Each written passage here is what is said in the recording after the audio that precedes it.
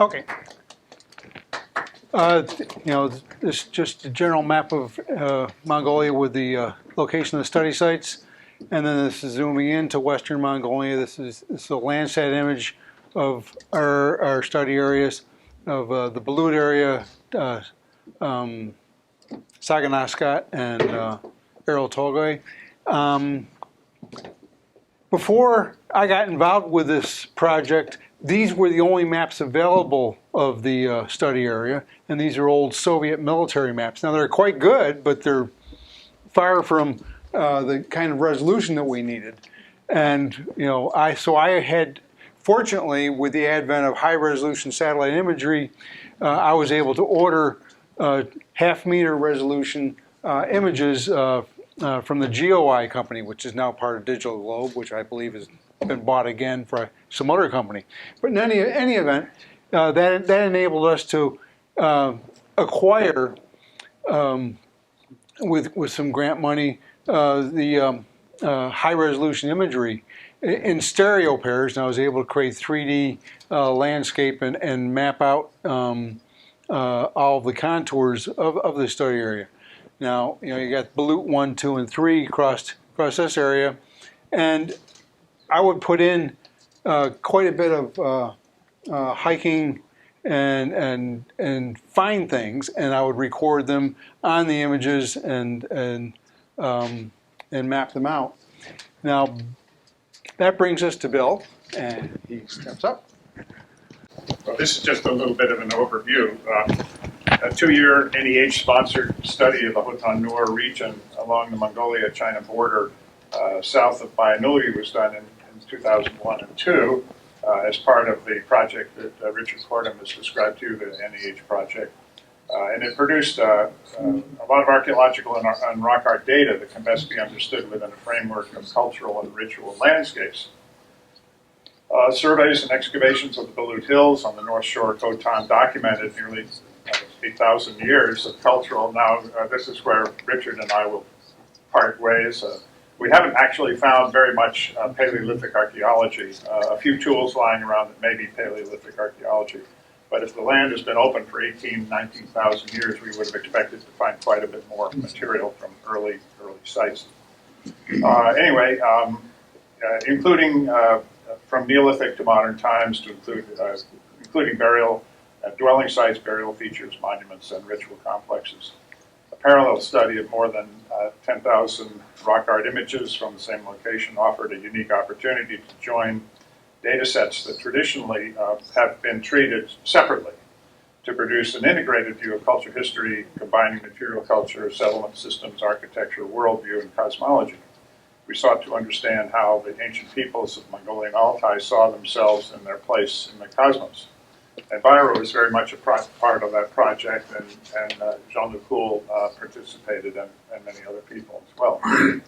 One of our best links into the spatial world of early Mongolians comes from the geometry of late Bronze Age burial ritual known as the Deerstone Heritage Complex, dating about 3,400 to 2,500 BP. And you see a nice example here from that. It's nice to do archaeology when you have a sort of a nice setting to be part of, and you can't beat this area of the Altai for beautiful scenery, context, and of course the local cultures as well. The construction of herixures, or burial mounds, and deer stones, which are anthropological memorials of warrior leaders, followed strict architectural codes and formats that included east-facing orientation, key to the rising sun at the spring solstice. Less easily understood is the reason for groups of deer stones being placed in north-south alignments. Our studies, I guess we move forward. Our studies of the Balut Hills revealed geotaxic landscape ritual from other cultural periods, like the Turkic monument seen here, memorial constructions that include carved stone stela representing east-facing men holding drinking cups set in the middle of a square slab-bordered enclosure. Such Turkic men, they're called, may be found singly or in multiple side-to-side monuments that often display a string of small stone slabs to the east known as ball balls. Ball balls are said to represent enemies the honored figure had killed in battle. Although dating 1,000 years later than deer stones, the Turkic men seem to have inherited significant features of deer stone ritual.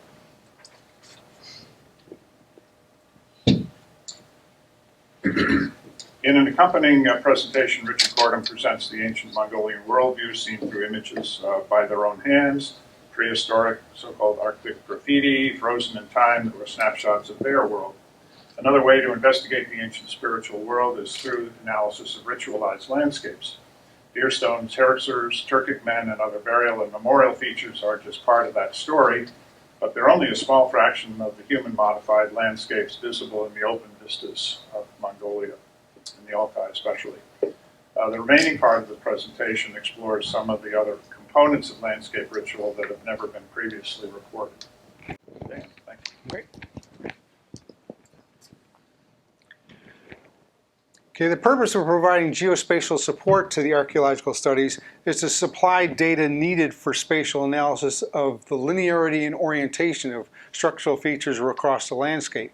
Most, if not all, of the archaeological features, whether they be ball balls, herixers, linear mounds, or a simple line of rocks, are visible in the local landscape and often highly conspicuous features.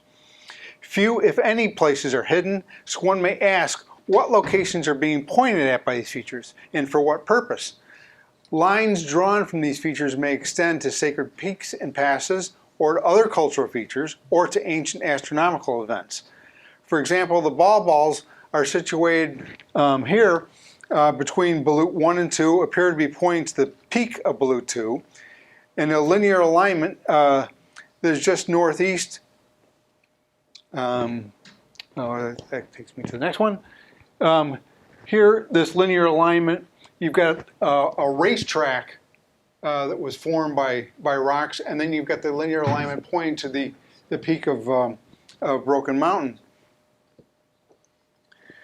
Other linear alignments may be pointing to high peaks across Houghton Nur, or may be indicating a direction of a path. Basically, go this way, like this one. You're not sure what exactly they're pointing at. They want people to go this way, or this is the way I went. And so, this is the way you should go as well.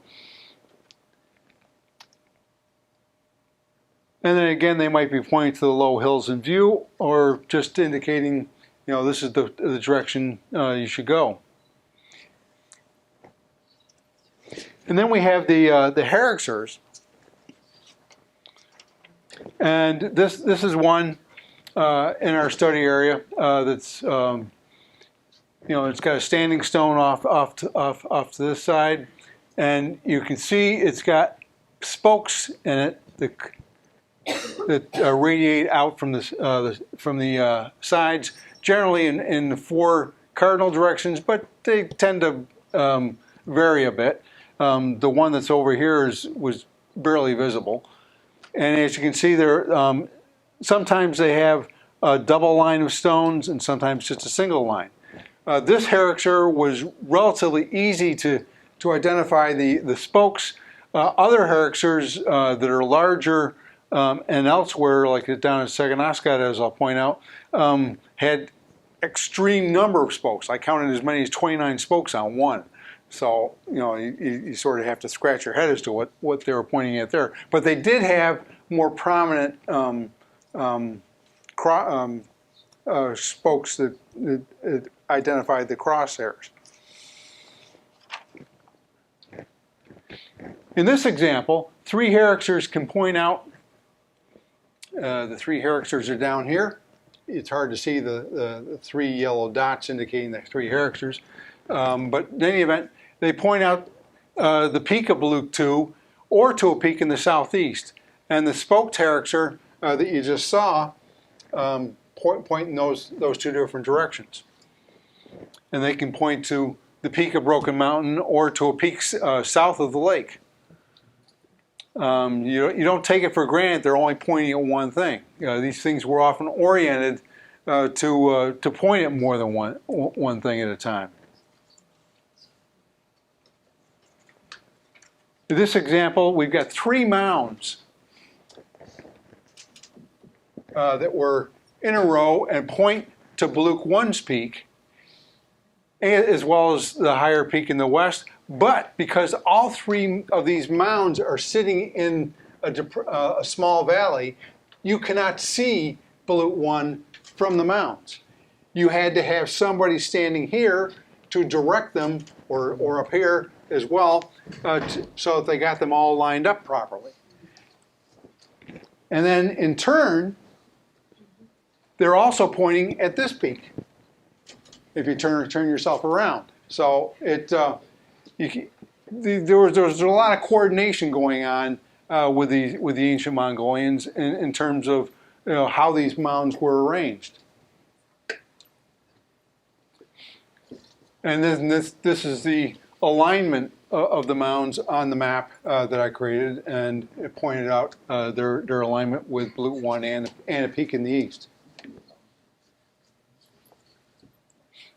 South of the lake, we had a number of smaller setups indicating alignments of mounds and figures that were that occurred down there. And you can see the mounds more plainly here. There's a group of, I believe it was 7 mounds. These are all small mounds, and there are not well organized mounds, but they were mounds nonetheless. They were distinct from one another. As you can see, there's a lot of alignments going on around Houghton Lake. So you can't take it for granted they're always going to be pointing at the same thing, but they did always have something they could have been pointing to. And if you give it some thought, you can generally figure out, at the very least, a peak or a valley, or if you brought along an archaeoastronomer, you might be able to point at an ancient astronomical event. And given the passage of time, there's quite a few things they could be pointing at. Meanwhile, down in Saganaskat, which we did not spend much time at, but I was able to do some automated detection of the herrictures and the mounds, as well as linear features that are down there. And there's quite a few of these things in the Saganaskat area. This is approximately, was it 50 kilometers or 45 kilometers southeast of the Balut area.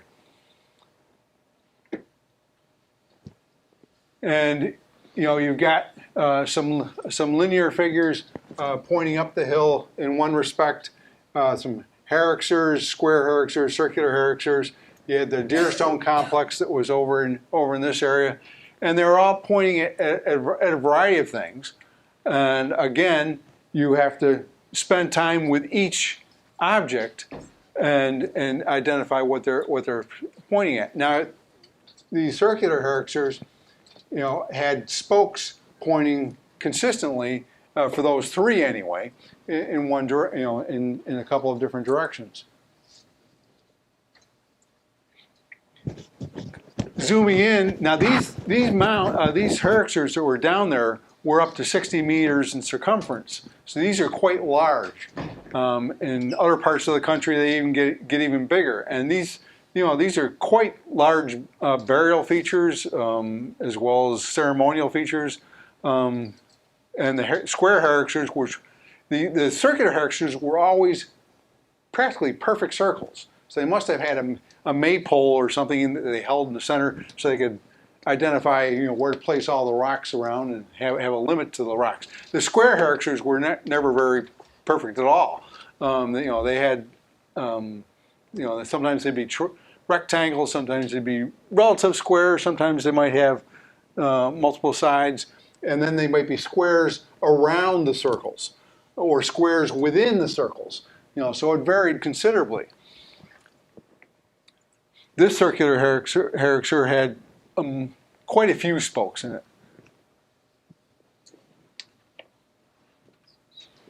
And the linearity of cultural features can be tied to other sacred peaks and landmarks, as well as, we don't know, I don't have any background in ancient astronomical events, so I couldn't identify whether they were tied to those, but, that's something that has to be yet to be determined. And there's the standing stone, deer stone complex that was down at Saganascut, and it's considerable. They've got some significant deer stones in the area, and that's a close-up of one of them. So it's quite nice to be able to zoom in and identify the locations of these features and then map them out. And that's it.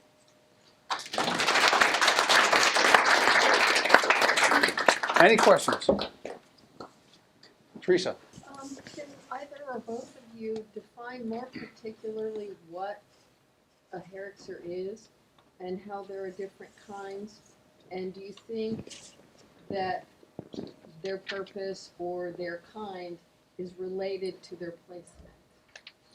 Well, Byron's written a whole thesis on this subject. Ah, okay. You can ask him to, their burial features. For many years, it was thought that they were not burials because at first there didn't seem to be bones associated with them. But in those cases, it's been found that it was a matter of preservation. And the bodies were placed in very shallow deposits on the surface, basically, and covered with a small mound of rocks, and then a bigger herixer was built around them. In other cases, there have been actual cysts, and over time they start burying them deeper into the ground. They build stone boxes, and then the bones are preserved. So, and the circular feature around the square or the circle around it, we have no idea exactly why one is square and one is round. It may relate to Chinese ethnology and beliefs about the Earth and the sun, astronomical, and perhaps this relates to some social feature of the people, moieties, or some social categories that a person is put into, one type of herixer or another type of herixer. And then there's a circle of stones that's built around them. That's the perimeter, and there's kind of like sacred space in the interior. And around the outside, on the east side, there are these small mounds where they sacrifice horses and put the horse skulls facing east. As the herixer also, most of the herixers have an alignment that indicates they are facing east. And then the horse burials are around the outside. So that's how we've been able to date the herixers and the deer stones, because the same kind of horse burial feature, exactly the same ritual is done around deer stones.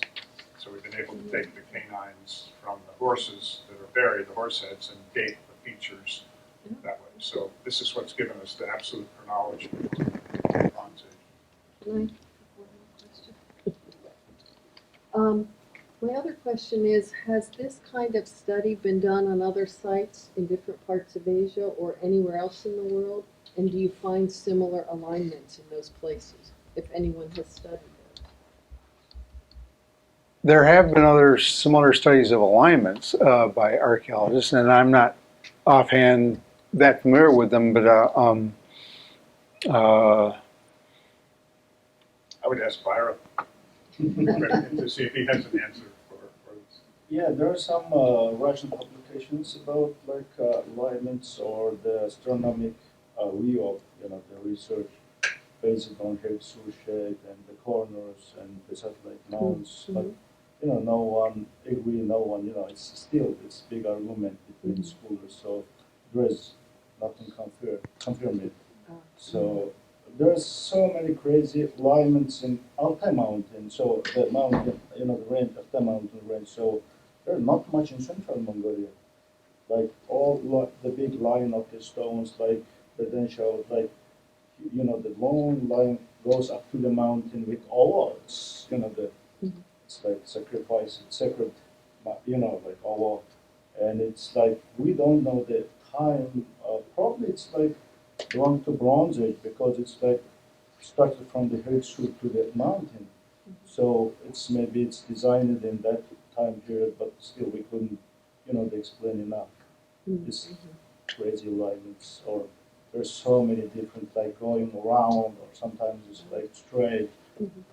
It's like some of them, like the spade or the shell, the form, like shell, like, I don't know. One of the likely More analogies is the chariot wheel. Are these alignments within the herixers, the spokes? You know, and when you see a herixer with 8 spokes or something like that, you begin to think, hey, maybe this is a symbolic chariot wheel or something. And that might make sense because in the later cultures, in the Hunu culture, where you have a very deeply buried, over time the burials in Mongolia get deeper and deeper because they're probably trying to outfox the looters. Because every time you make a grave and put anything in it, the next generation comes along, or even the next month, somebody else comes along and tries to dig it up and see what they buried. So they make them deeper and deeper until the Shungnu period, they're 10, 20 meters, some of them deep. And in the bottom of that, you'll have the chariot laid out with the horses and so forth. So there seems to be some kind of a transport feature of these herixer mounds. Maybe it's the vehicle by which the spirit can travel, shamanistically or Egyptian some other style way. into the afterlife. So maybe the wheel is important that way. And it occurs about the same time as horse domestication begins as well. Also, there are not much horse heads in the West Mongolia than in the Central Mongolia. There's, Bill we, surveyed like several years, and we found only one hertz with horse mound in Altai. So we dug and then we found horse head, but there's nothing, then that hertz in deer stones in that area. So probably maybe it's gonna be related with the horse domestication in Altai wasn't popular in late Bronze Age time period. Maybe related with maybe pasture or landscape, not comfortable for horses. Still today, number of the horses is very low, number of horses than Central Mongolia. So even Bronze Age, we couldn't find any more. The horse mound is next to the hertz and deer stones in that area. Yeah, and on the other hand, in Central Mongolia, there are no spokes in the herixers. So that's another flip-flop, So it's almost like there's a cultural barrier of some kind, or a cultural difference between Central and Western, just as there is today with the Kazakhs there in the mountain region and the Mongols in the steppe region. So interesting social issues. There were 3 other hands that were up. Yes. I worked on the site Oshkinur in Gupso Lake in 2004, and I wrote a big thesis about that. And there I discussed some ideas that you're describing about the landscape in association with those mounds and all that. And with Oshkinur, it's an interesting site because it's inclusive of all these mounds and hirixur, deer stones, the various shapes, and the entire mountain is covered with mounds. And it's very difficult, so I was able to figure out the kind of correlation between them, more in a conceptual framework. And it's not easy to say that one side dates to one particular date, because it looked like it's a very long process, a millennia probably, where people would come there for particular reason and leave their impact. So the whole mountain was, there's an aerial view made by different expeditions. And there was a Japanese map, I remember, which showed those spokes that you're talking about, but they called them as a door. They called them as a door to east, because there were particularly, in hirixur, there were a particular kind of conceptual framework that was facing east. And then the whole mound was like over 500 mounds covered the mountain itself, and only the southern part of the mountain. So that area was a very interesting case for such kind of analysis, where you look at the landscape That's really not been done at all. People are concentrated on digging features and so forth. But the whole question of alignments and the philosophical basis to it is still not really been explored. Yes. I just wanted to go back with a couple of things. One thing is a little bit related to the previous question. about, you said there's a computer analysis or something? I mean, there was a figure, if we could just go back and, go going, one more, Or maybe. yeah, automated detection. Tell me about that. I thought that was kind of interesting. There's you can use in GIS. There's some feature analysis functions where you can it automatically draws lines around things that are plainly evident to in this case the computer across the landscape. And in this case, these herixers and circular mounds were easy to pick up, and the function within the software worked quite nicely in that regard. There isn't any function for Genghis Khan burial features. Sorry, no. Yes, ma'am? Yes, back to sort of what we were previously asking. So I'm curious about this sort of the linearity of these mounds. Do you, and there may not actually be really an answer at this point, do they appear to be constructed in one moment, right? You mentioned maybe somebody standing at one point, somebody, giving direction towards this linear point. Or is it the product of repeated returns to these places and sort of the maintenance of an idea about where features should be pointing? And that's essentially sort of Maybe I'll try to answer that. sorry, yeah. The herixers, other than these cases that Dan shows, actually we didn't see that many of alignments of herixers in central Mongolia. In the western part of Mongolia here, there does seem to be a little bit more of that going on.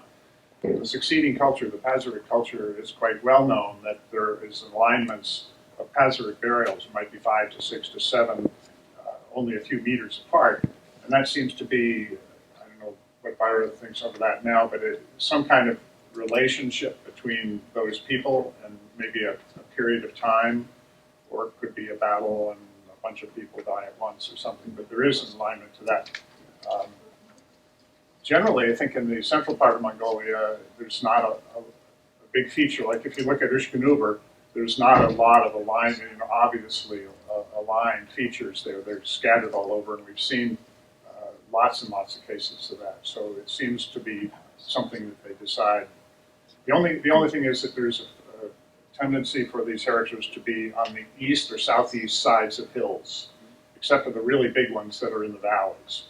So, and we found when you go up the sides of the eastern sides of hills, particularly small hills, you start to get smaller and smaller herixers until some of them are only a few meters, look like common people's herixers, but they're the same square or rectangular. But anyway, Bruno Froelich has done some interesting studies on that. And so there's a lot of geospatial stuff about herixer and these monuments that hasn't really been explored. The recent effort we've put in has been mostly to try to get them well dated and so forth. So there's another whole aspect of work. Then you have the deer stones, and the deer stones, if there's groups of them together, they are always aligned. They're not just sort of placed around the countryside. There'll be one here, and then there'll be another here, and another here, and in some cases, like Ushkanuber, there's 2 rows of them, about 17, 18 stones together. So there's definitely some planning feature, and since each one of those are representing a hero of some type or a leader of some type, it's not like they all died at once and were put in a line. So it's probably a sequence of burials where they establish an alignment. It's usually north-south alignment, and they just, we haven't really tested that aspect. It would be nice to get dates from each one of those features and see if we can see a progression in the sense of a lineage of warriors or leaders, and if it follows that succession. Why it's generally north-south as opposed to east-west for the herixer alignments, who knows? Any other questions? Yeah, Paul? I just want to say that you're like focusing on this alignment as a guide. There's 2 other reasons in historic and contemporary Mongolia that you have things. And that one is because you can't get to it. You need a place where you need to go and a direction for worship. And then the other thing is there's some places where it's taboo to go.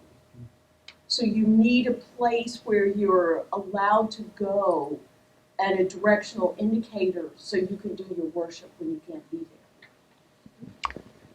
Yeah, and this is the idea of the oval, which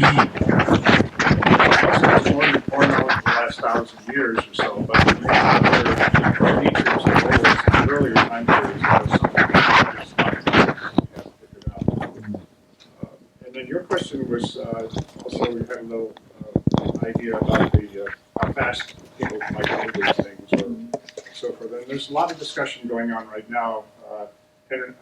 Josh Wright particularly has been a proponent of the idea that some of herixers are monsters. 1800 burials, horse burials around them and so forth.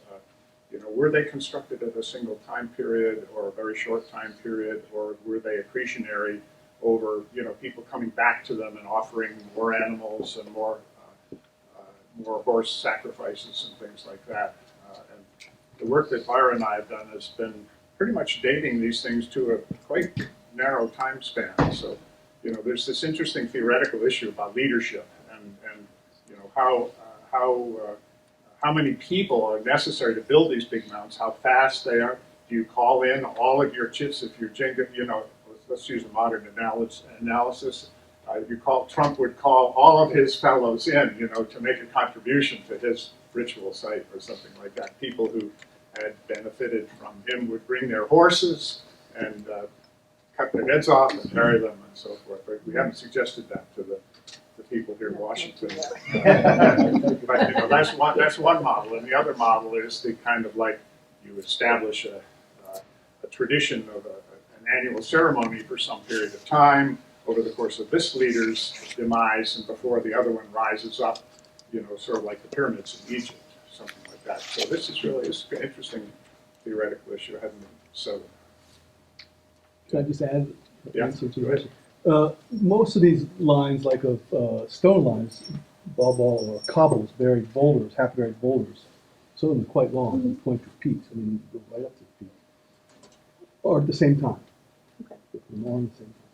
Others, alignments, there's a really spectacular alignment to the east of Beluth 1, where we found a double line of standing stones, tall standing stones, some of them carved petroglyphs, which are Turkic period, nearly medieval.